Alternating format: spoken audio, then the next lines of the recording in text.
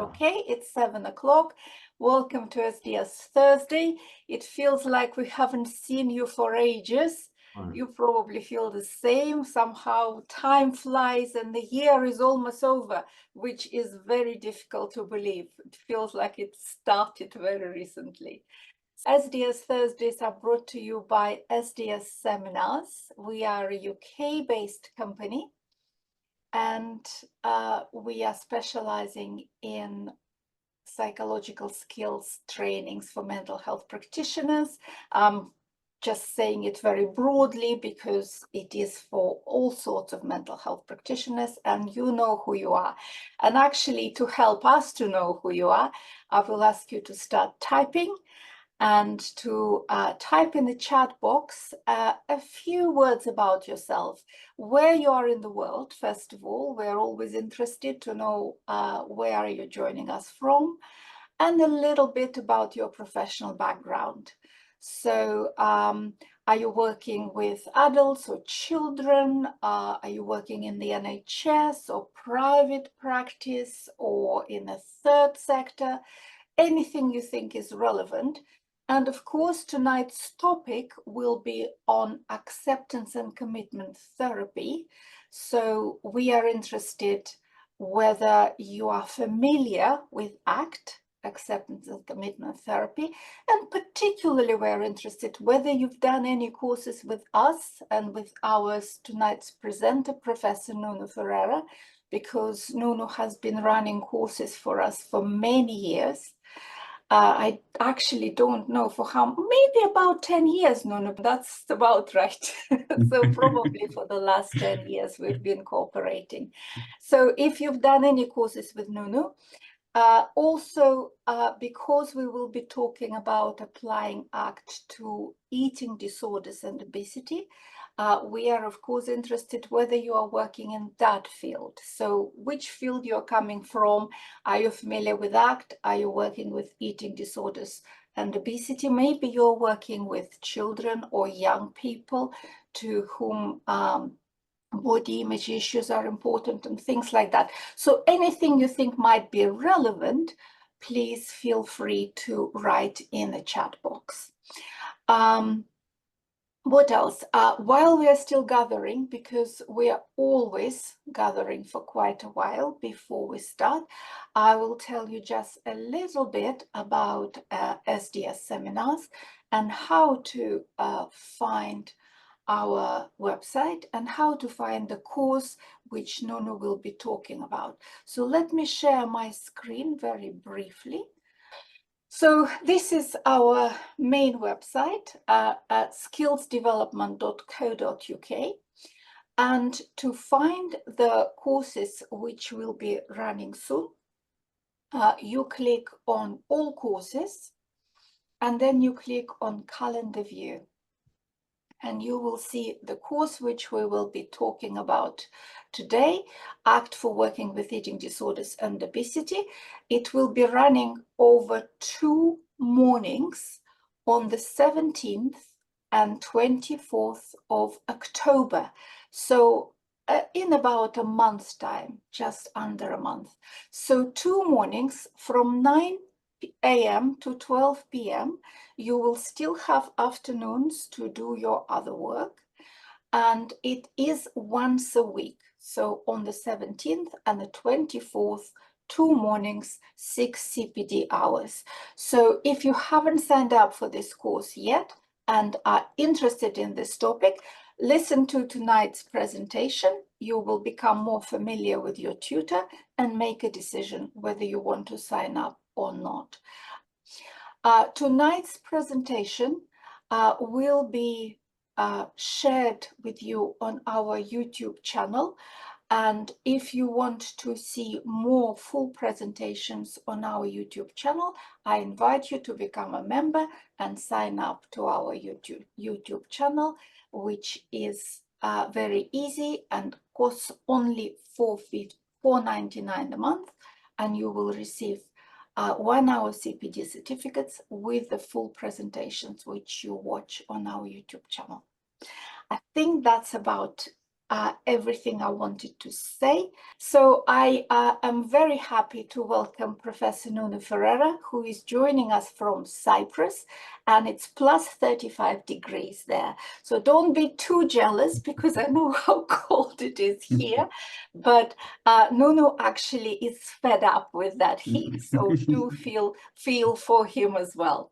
So Nuno, very welcome, and please say hello, and I'm very happy to pass the microphone to you. Thank you, Julia, for the wonderful introduction. So, as I said already, my name is Nuno Ferreira. I'm a professor of clinical and health psychology here in Cyprus at the University of Nicosia. I've been working with acceptance and commitment therapy, and with sort of what you would call third wave CBT in general for at least past 15 years. Done a lot of research, done a lot of training. So it's part, it's part of who I am, what I teach, how I work with clients. It sort of permeates many aspects of my life. So, and one of the things that sort of I enjoy the most, and it's part of my values, is this sort of being able to share some of these concepts, some of these frameworks with people such as yourselves, and with the hope that this might have some sort of impact on your practice, or even just on how you think about the people that you work with and that you're trying to help. So tonight is really just about sort of setting the scene a little bit for, as Julia said, for the masterclass that we'll be running later in October, on those 2 days in October, where we're going to be focusing on how ACT can sort of provide, a different, new lens on some of the issues that revolve eating disorders, and we're talking about here eating disorders across the whole spectrum, and we might even be touching on things that are still debated, whether they're eating disorders or not, things like orthorexia and stuff like that. So keeping in mind that, so what's the benefit of ACT here? One of the main benefits of ACT is that it's a transdiagnostic model. So it doesn't, because it's not sort of stuck on particular content or particular types of experiences. It can be applied to a whole range of human experiences.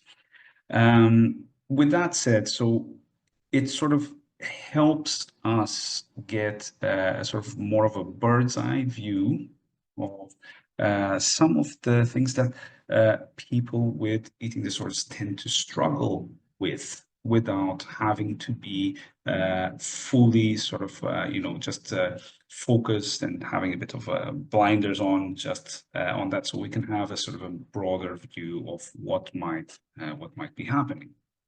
So in terms of how ACT approaches eating disorders, so ACT approaches it from an experiential perspective, where the most important piece of work or material that we have is the client's own experience and how they are reacting to those experiences, being that sort of transition point or catalyst where ACT finds that sort of little wiggle room to intervene.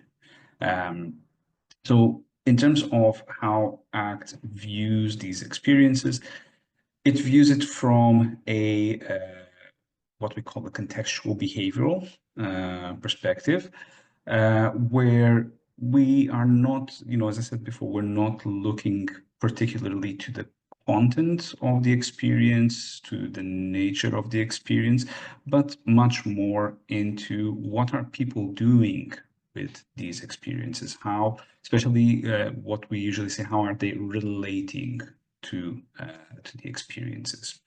So whether it's something like perfectionism, weight concerns, low self-esteem, or something like that, which we know tend to be sort of pervasive across the eating disorder spectrum. Again, ACT will not be looking into, what's the nature of the perfectionism, or what's the nature of the low self-esteem, what's the nature of the weight concerns. We're not here to argue any of those things. What we will do with the client, or what we try to promote with clients, is this analysis of, okay, so when you react to the experience in the way that you do, does that lead you somewhere that is fulfilling in your life? Does that lead you down what we would call a valued path? Now, this might seem sometimes it's the whole thing. It might seem very simple, but it's not simplistic in nature, because people come with a lot of baggage and with a lot of history, and part of the ACT model is a little bit not trying to change or disentangle the history, but trying to notice, okay, so what are the parameters that in the person's history that contribute to the way they are relating to the experiences at the present moment, especially the things that contributed to the way they are relating in a way that's not useful or not workable in terms of getting them closer to their valued path in life. So if we go back now to eating disorders and how they tend to present. So usually they tend to present with very specific types of behavior, especially behavior related to how one consumes food or how one relates to food. And usually with the sort of, the two ends of the spectrum of, we have for example, on one end of the spectrum, the sort of more anorexia nervosa presentation, where it's all about restriction, it's all about keeping food away, and to, on the other end of the spectrum, sort of more sort of binge eating disorders types, where it's all about getting as much food in, or we have a lot of things in between that sometimes, it's the whole thing, non-otherwise specified as we get on the DSM. But again, we have these sort of two sort of extreme types of behavior associated. So either no food or too much food. But with that, I mean, the behavior is just an expression of something else that people are trying to do that has to do with more internal experiences. So we see a lot, for example, talked about perfectionism, how it tends to be a sort of a common trait across eating disorders, definitely probably more salient, for example, in anorexia nervosa, where there's a lot, I mean, we have loads of evidence from the literature that sort of points us towards, well, people who usually struggle with anorexia nervosa, they're trying to keep control of things so that they can get closer to that perfectionist ideal that they might hold. Whether again these perfectionist ideals often will involve all sorts of different type of content. A lot of it might revolve again in sort of body image and certain types of body image, but we see it across as well in terms of things like academic performance or even professional performance. We see it, and again, this is where we start getting into those realms of, you know, the sort of orthorexia that you might see, for example, in the high sort of high competition athletes and stuff like that, where again there's a lot of rigidity there's a lot of perfectionism, there's a lot of trying to keep things under control. And that's one of the things that sort of ACT points at, is that there are a lot of things in our lives that we don't have control over, and a lot of them are internal experiences, thoughts that we have, emotions, urges, memories that sort of pop in, that often sort of it's almost like they demand a reaction.